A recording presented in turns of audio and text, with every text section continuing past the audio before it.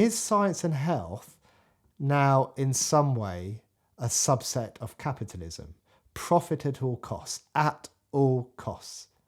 Doesn't matter if it's a bit risky, doesn't matter if it puts people's health on the line, it's worth it for profit. And I genuinely believe now that profit is worth more than the risk to human life. People keep asking me to watch and react to Money Game Part 3 by Ren.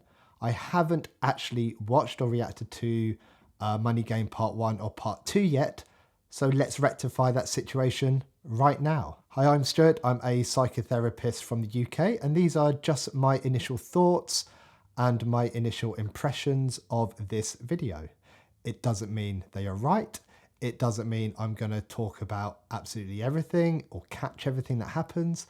I just tend to focus on the things that immediately stand out to me during this very first listen. Because quite usually, and especially with Ren, there's a lot going on in these music videos, a lot that needs to be thought about, a lot that needs to be reflected upon, beyond just initial thoughts.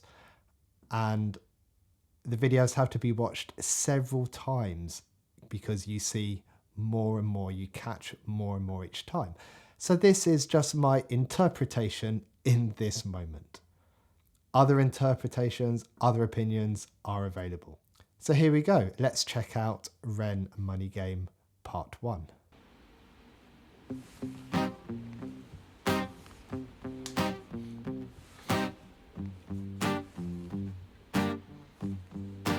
It's a strange time we're living in. War can put fear in. Hierarchy parties, they make us feel inferior. Greed runs through Parliament interiors. Devils walk among us, they fit the criteria. Eerie theory, strife, fearing, weary-minded men when we're clearly living in dictatorships. Nearly blinded by illusions to choose who's fooling who. A ball chained to your shoes on pain.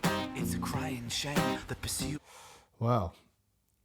Loving what's going on so far. This feels like a very kind of almost intimate piece of cinema rather than a music video, as if this is live and happening right now, and we are witnessing this interaction between these two people. And I guess to some degree what Ren is singing about is happening right now and are kind of interactions that are happening in the world. He said hierarchy parties, they make us feel inferior. Greed runs through the Parliament interior. So much greed. And it's quite often disguised greed, I think, disguised behind the mask of it being in our and your best interests.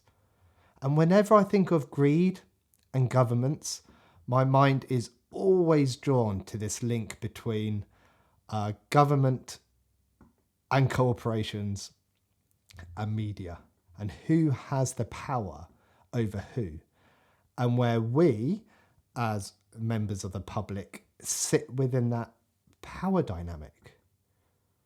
Think about profits from war. So times like when, I'm not sure if I have to say allegedly here, because I think this is quite widely reported as a thing that happened, but didn't Theresa May's decision to bomb Syria make her husband's investment company a fortune, as they had shares in the company that made those missiles? And I believe it was reported that those missiles were like $1 million per missile. And those shares soared based on that decision, and therefore making her, presumably because of her being married to her husband, a lot of money. But it's for the good of the people. That decision wasn't taken lightly, and I'm sure it wasn't based just on a few people making lots and lots of money. And what about profits from health? Let's not even get into the whole COVID thing. I think there were more billionaires made in 24 months than the previous 24 years combined, or some kind of statistic like that. I'm pretty sure I'm close with that one. The cost of vaccines versus how much they cost to make, and remembering who funded them to be made in the first place. Contracts given to certain MPs' neighbours who had absolutely no experience in medical supplies. The High Court even ruling that the method of procurement of PPE was unlawful because it wasn't done through the proper channels. You know, I think there was something called the Fast Track VIP channel or something. The High Court ruled that it was illegal, but obviously that came way too late after the deals had been done, the money exchanging hands and profits made. I guess it comes down to it's better to apologise than ask for permission. How about more recently, you know, Rishi Sunak's father or his father-in-law's company signing a $1 billion deal with BP? So again, it looks as if the Prime Minister and Big Oil are getting pretty cosy together. And that can't be good. And Ren says, eerie theories strike fear in weary-minded men. I can relate to that. I am most likely a weary-minded man. You know, weary, I don't know if I've got the definition right, but it kind of means tired. My mind is tired. And he talks about eerie theory striking fear. You know, absolutely. My mind is tired from trying to piece things together and thinking about the long-term game plans, the money game plans that these people have. And there is so much smoke and mirrors that it's exhausting trying to see through it all, trying to navigate the way through the smoke. And that's before you even start to have a conversation with people who can't even see it. They can't even see these connections between everything. Either because they don't believe it, you know, the government couldn't possibly do something to harm them, to harm the people who can't see it in order for profit, or because these people are just too tired themselves and have too much going on for them right now in the present, you know, like surviving poverty, escalating energy prices, increasing interest rates, working longer hours or having to work second jobs to make ends meet, and other byproducts of government decision making. And they just don't have the capacity to even think about it or recognize it, never mind take some action. And I'm not blaming them at all. You know, I'm in a similar position. I am feeling equally burnt out with everything that is going on in the world at the moment, and trying to just, I don't know, I think I've said enough there. We're only 37 seconds in. Who? A pull chain to your shoes, I'm pain. It's a crying shame. The pursuit of our own wealth lights a flame that makes greed a game that lets this whole world burn. As the world turns, the whole world burns. But money was invented for trade. So true. The pursuit of wealth and greed is going to make the whole world burn. And the difficulty, it seems to me in a way, is it's systemic. And I'm not an economy expert. I'm not a politics expert. So take what I say with a pinch of salt, but use it as a vehicle to drive your own curiosity and to ask questions about some of these things. I remember when I went to university, there was this mnemonic ABC, and it said for always be critical. Always question everything that you're being told. Always look at other sides of things. Always look at the argument against something that you believe in and try to understand that and why that argument is being made. Just always be critical. And I could be wrong, you know. These are just things that are going through my head. It doesn't mean they are true. It doesn't mean they are right. And I'm in the health field. So there's various things that come up for me about this that are healthcare related. Again, this link between government, big pharma, regulatory bodies, and profit making.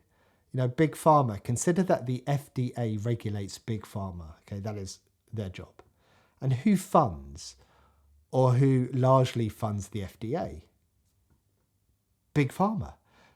So yes, you've got that right. The FDA is funded, well, at least partly funded, by the companies it regulates. I mean, I'm sure you can see that there's a problem there. There could potentially be a conflict of interest. Consider that the drug company Moderna paid the National Institute of Health $400 million. $400 million to the people who are involved in the decision-making process for policy of what vaccines are recommended and how often they should be taken. Not much of a conflict of interest there, I'm sure. And I'm not debating the technical legalities of that payment. That's way beyond my expertise. But I can't help think that that sort of money could sway the decision-making process. Look at the WHO, the World Health Organization, and its arguably over-reliance of the Bill Gates Foundation, who are the second biggest funder of the WHO. So who is making decisions for them? Is science and health now in some way a subset of capitalism? Profit at all costs, at all costs. Doesn't matter if it's a bit risky, doesn't matter if it puts people's health on the line, it's worth it for profit. And I genuinely believe now that profit is worth more than the risk to human life. Especially that the drug companies are protected from being sued. They haven't really got a lot to lose. And just to caveat this again, I'm not saying I'm right about any of this, but it's food for thought. Always be critical. And the worst part is, we're stuck in it. Well, I certainly feel stuck in it. If you speak out and you talk about this, what could be considered widespread manipulation, if you mention anything to do with what's going on in power dynamics in the world, such as, what's going on at Davos, you will own nothing and be happy, which people say to me is a nonsense statement, despite it being written down in, public available packs. You will own nothing and be happy. And this interplay between media, corporations and government, then you're branded a conspiracy nut. Despite everything that has come out about COVID, still, if you dare to mention anything about the vaccine research, that's connected to harm, like a recent paper that suggests, I think it's 1 in 35 people have elevated markers of myocardial injury, then you're branded an anti-vaxxer just because you're questioning a narrative. A definition, by the way, which we have to remember, includes regulations mandating vaccination. So if you think that it is state overreach for them to tell you you must have a vaccine, any vaccine, it doesn't have to be COVID related, it could be any vaccine in the future, where you don't have any choice in the matter, you don't have the right to choose, you don't have informed decision making, you don't have to give consent, then that makes you an anti-vaxxer. And think about the negative connotations that comes with that phrase. And by the way, just to kind of caveat this, I'm not saying that no one should ever take a vaccine. I'm talking about informed decision-making and transparency. Informed decision-making and transparency. Ren says, we are blinded by illusions to choose. And in the UK, in terms of choosing who is in power, in terms of government, the two realistic choices are Labour and the Conservatives. But as someone recently said to me, They are just different cheeks of the same arse. If you want to stand up and try and take some action, then, well, just take a look at what's going on with some of the public order bills around rights to protest. And have you ever noticed that these changes or amendments to bills or orders get pushed through when there is something else major going on in the world to distract us? I don't think that's a coincidence. We're not even a minute in. I'll slow down a bit. Rewind. As the world turns, the whole world burns. But money was invented for trade. But now those bits of paper twist hearts, make slaves, turns a saint into a sinner, a child into a killer. His finger on the trigger of a money game. Oh, rain, rain, rain. Right, hold on. So Ren was saying, but money was invented for trade. You know, before money even existed. Well, I don't know the exact kind of century. You know, we're talking thousands of years BC. We had the capacity to share. That's a novel concept, isn't it? You know, running low on food, ask a neighbouring tribe, and they might help you, and you would help them later in the future. Then over time, other trades developed, trades that could make goods, and then those goods would be traded for food or other goods. You know, I think this is called kind of bartering. But that quickly hit limits.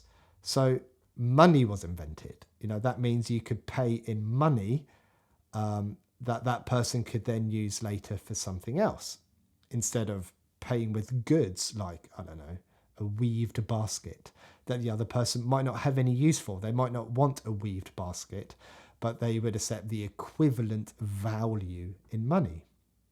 And it also meant that records of transactions were started. So if someone said they would pay you later, you know, once your weaved basket was ready, then there was a record of that, instead of, you know, them just denying it later or denying what the agreed price was.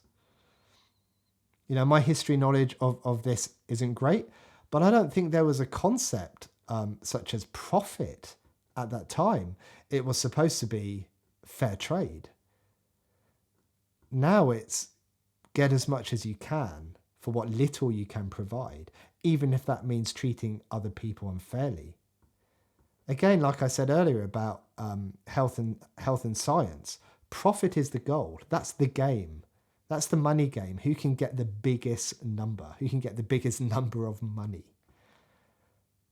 And this line that Ren said, it turns a child into a killer, that hits me hard. As most of you know, I work in the justice system, working with teenagers who have offended. And I've worked with children who have literally attacked others over money, over fake debts with made up interest rates that can never possibly be paid, over drug debts, over robbing people for cash or phones or expensive jackets or trainers.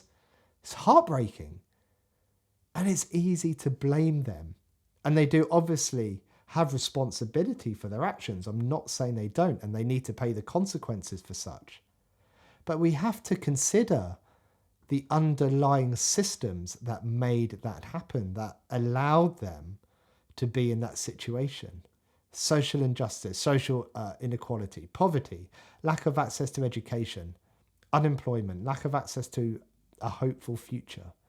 And despite that, in some cases, people are doing what they feel they need to put food on the table, or to heat their homes. It does feel like even at their level, there's this kind of money game. Who's wearing the best brands? Who's got the newest trainers? Who's got the latest iPhone that did exactly the same thing as the iPhone 2 or 3 generations ago? Right, I need to calm down a bit with the talking, I think. You know, we're 1 minute and 1 second in. But he's saying so much. He's opening up so much with just a few well-chosen and well-articulated words of song. Game. Oh, rain, rain, rain, rain. A storm, it comes our way. And those who rise through distorted lies, poison in the veins. but we like to point the blame. It's easier to blame, but point the mirror at ourselves. We're all part of this old money game. Stop.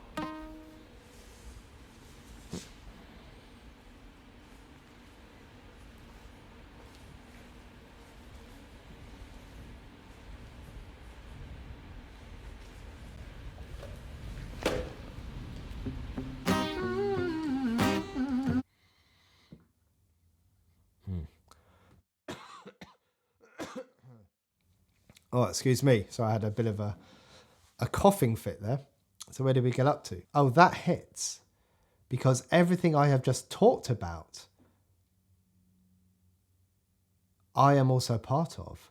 I need to point the mirror and reflect my own part in this and consider what action I could take to try and untangle from this mess.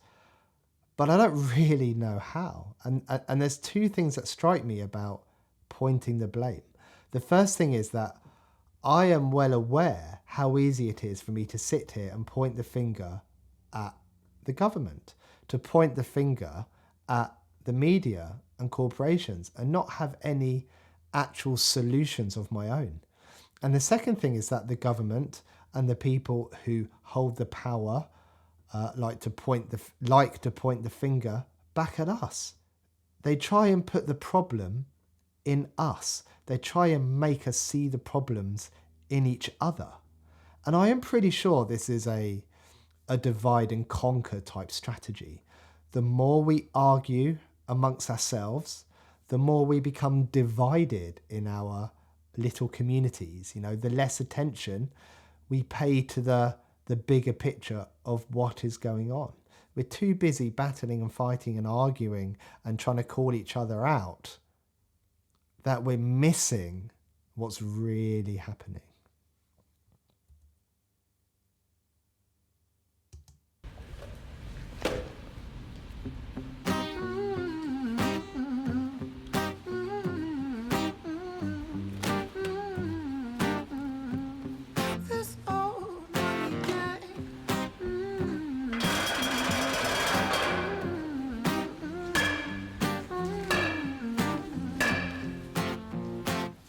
Mr. President.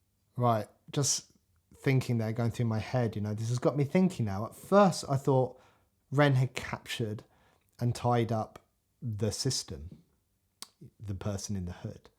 And that's probably because I associate Ren with being the good guy. But now I'm thinking about this a bit more, you know, because it's hard to listen to words of the song and think about them, and also think about the video and what's going on with that. But my mind is saying now that Ren is perhaps the system, not the person in the hood, because Ren is the one with the power and the control. You know, he said stop earlier, and the person stopped playing the guitar, and he's the one with the intimidation tactics. You know, the baseball bat, I think it is, on the floor, which I love, is in time with the beat. Kind of rattling it along the gates, all kind of intimidation tactics.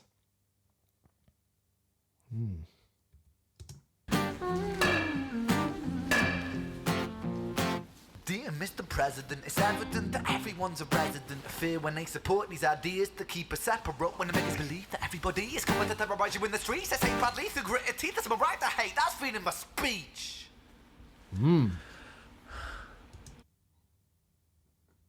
That sounded like that divide and conquer strategy again then. Supporting ideas that keeps us separate, that we are a threat to each other. Smoke and mirrors, people, surely. Right to hate, that's freedom of speech. But when did freedom become a reason to hate? A way to justify a racist slur or insult we make? There's an irony in freedom, cause us in the West, we have pillaged and plundered the murder like savages, colonized all of the rest. That's called hypocrisy. Preach a certain value. West, we have pillaged and plundered the murder like savages, colonized all of the rest. That's called hypocrisy. Preach a certain value that you never keep yourselves. Your country was in flames. You denigrate yourselves in a second. Still you. Let's just touch on that part about freedom of speech. And I'm not always surprised, but this is always a far complicated subject that I always think it's going to be once I start trying to kind of articulate and formulate my opinion on this. You know, I can say what I want about anyone. Doesn't matter what it is, but I can say it because it's my right. It's my freedom of speech. That's kind of what people consider for freedom of speech, generally speaking, I think. And we need some degree of freedom of speech to allow us to open up the difficult conversations that we often need to have to try and progress, to try and move things forward.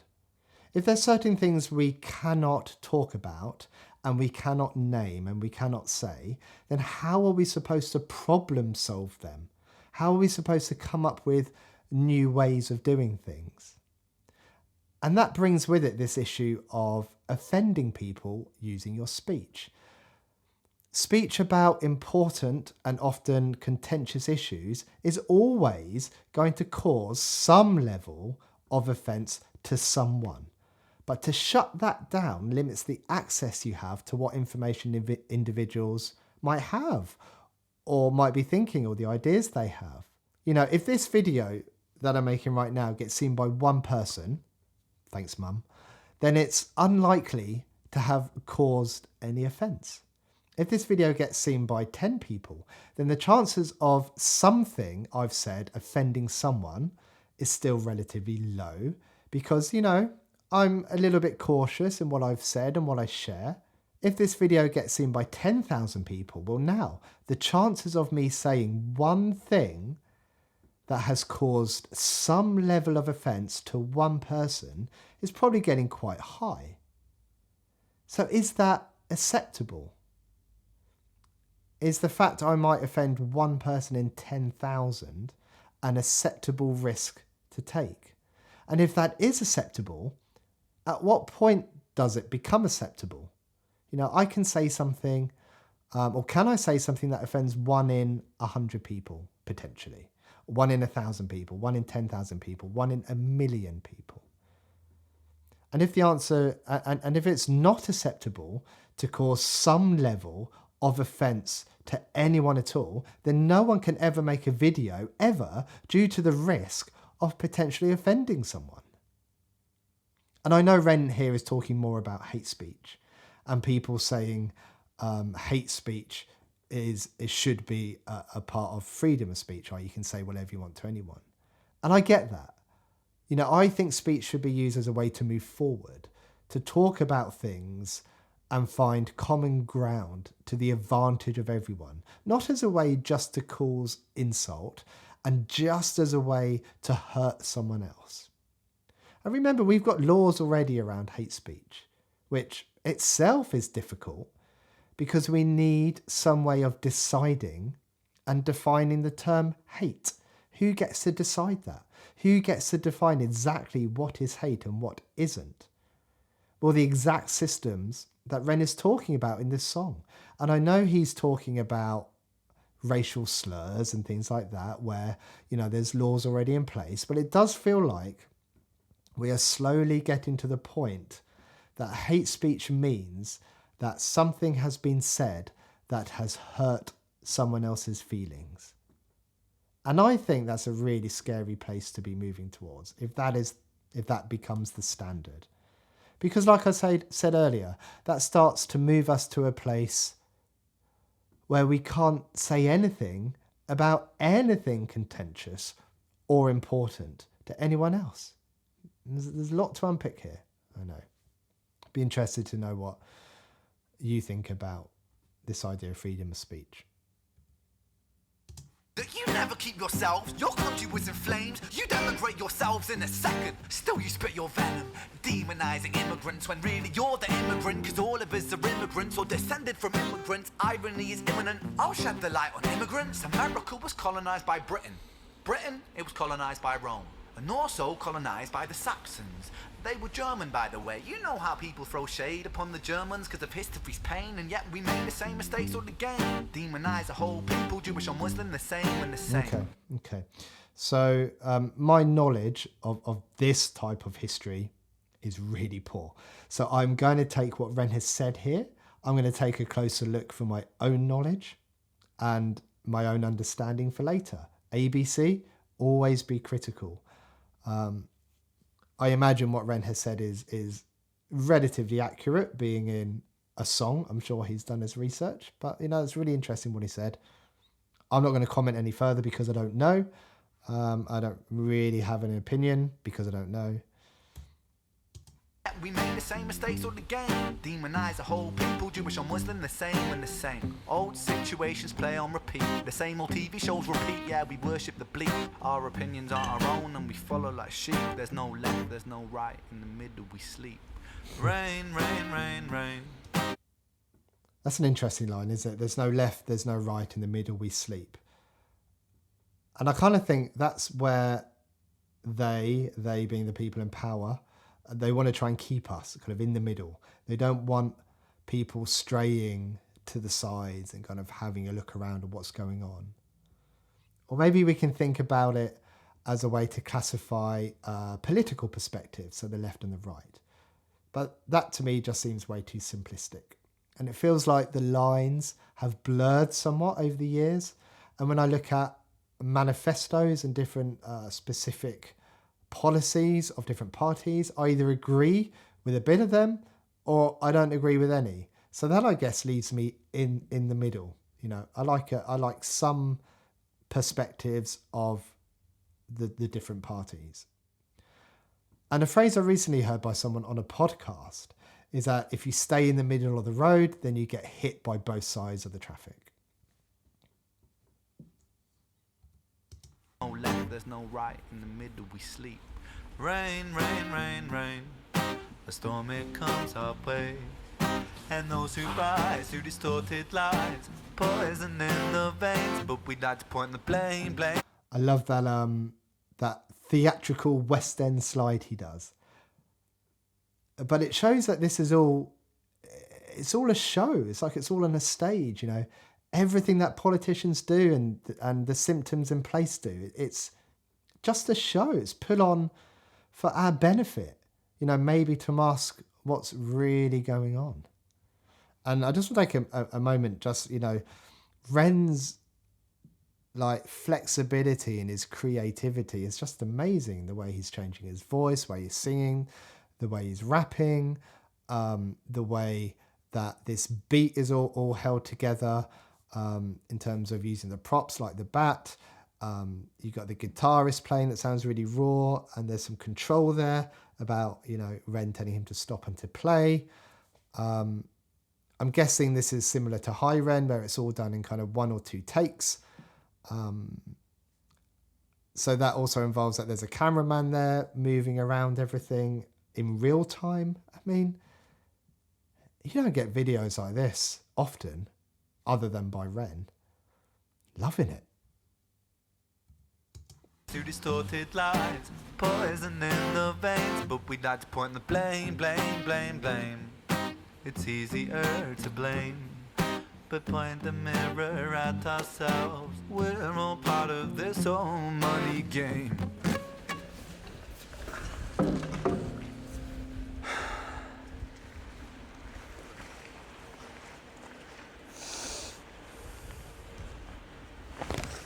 No. Oh, that's not haunting at all.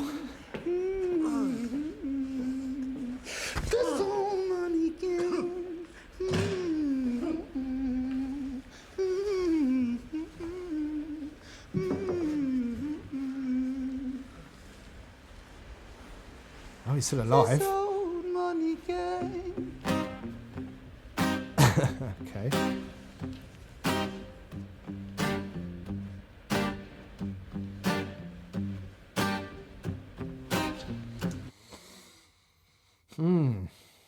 So he's got eyes.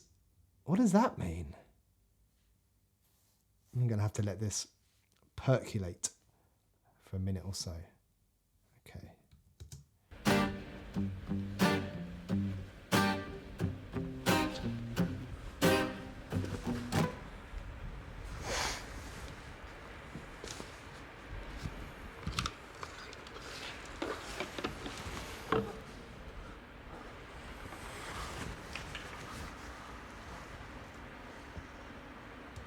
Look at that face.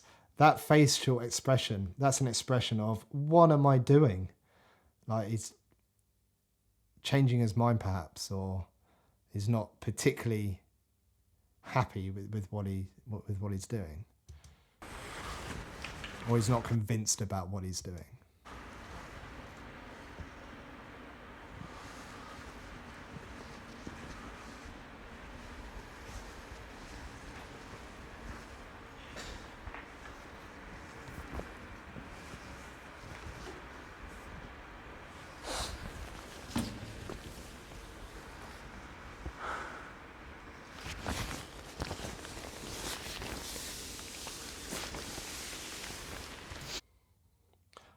I didn't pick up on this before, but he's wearing a raincoat, and he kept singing "Rain, rain, rain."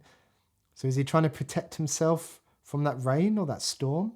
But now he's taking the rain protection off. He's not going to protect himself anymore.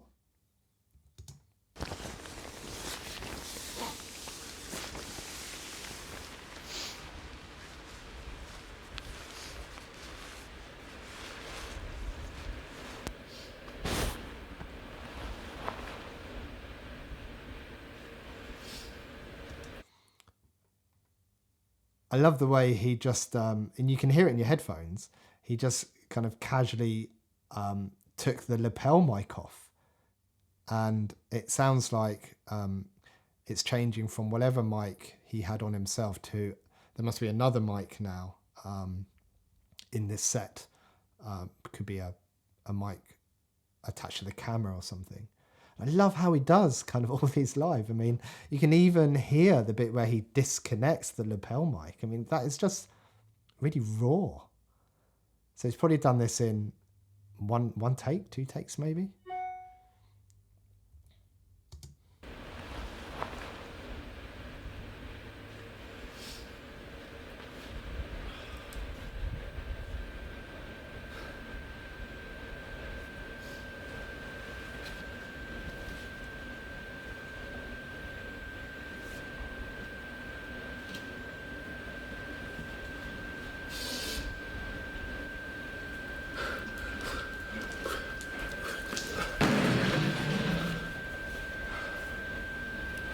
Oh boy. Oh, I got goosebumps. So I guess he did take the rain jacket off to not protect him anymore, not from the rain, but from the rain of petrol. So it looks like, so there's a lyric earlier about looking in the mirror. And it looks like Ren looked in the mirror, as he said earlier, and realised he is part of this. And it's interesting that that bit happens when the eyes are drawn on the hood. Like he's now being seen for what he really is, you know, the person in the hood can see. And when you're doing something to an individual or a group of individuals, but it's done from a distance and you have no real connection, it's probably easier. But with eyes, you can see into theirs and they can see into yours. It becomes far more personal. He realizes what he's done or what he is doing or what he could continue to do. And to be sure that he can't be part of that anymore, he ends it for himself. Wow. Is that right? Or have I got that completely backward? I haven't got time to sit and think about it now, because that'll be a really boring rest of the video of me just sat here thinking. I'm going to have to watch this a few more times and focus on some more parts. But this was great. I'm surprised. I'm really surprised that this song isn't more popular. Although saying that, it's had 3.3 million views. So it's pretty popular. Right, so Money Game Part 2 to do, and then the most recent Money Game Part 3. Thanks for watching, everyone. Take care. Goodbye.